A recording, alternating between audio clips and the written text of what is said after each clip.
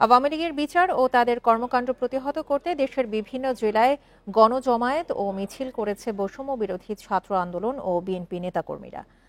দুপুরে বরিশাল নগরীর সদর রোডে অশ্বিনী কুমার হলের সামনে বিক্ষোভ করে বৈষম্য বিরোধী ছাত্র আন্দোলনের নেতাকর্মীরা। এ সময় বক্তারা বলেন, স্বৈরাচার আওয়ামী লীগ সরকারের বিচার এখন সময়ের দাবি। একই দাবিতে বিএনপি কার্যালয়ের সামনে অবস্থান কর্মসূচি পালন করে ছাত্র দলের নেতাকর্মীরা।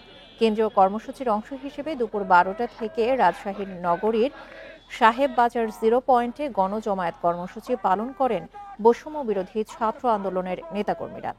তারা বলেন, শেখ হাসিনা সরকারের পতন হলেও দেশ গড়ার সংগ্রাম এখনো শেষ হয়নি। লক্ষ্মীপুরের জেলা প্রশাসক কার্যালয়ের সামনের সড়কে অবস্থান নেন শিক্ষার্থীরা। আওয়ামী লীগের নেতাকর্মীরা কোথাও সমবেত হলে তা কঠোরভাবে প্রতিহতের হুঁশিয়ারি দেন। একই দাবিতে জামালপুরে অবস্থান কর্মসূচি পালন করে যুবদল।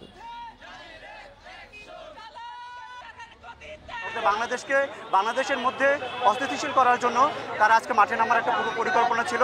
তার প্রতিবাদে আমরা ছাত্র সমাজ আজকে মাঠে নেমেছি। দেশটা একটি বিশৃঙ্খল পরিবেশের দিকে ঠেলে দেওয়ার জন্য তারা এক এক সময় এক একটা প্রোগ্রাম মাঠে দিয়ে ইস্যু করে দাঁড়ায়।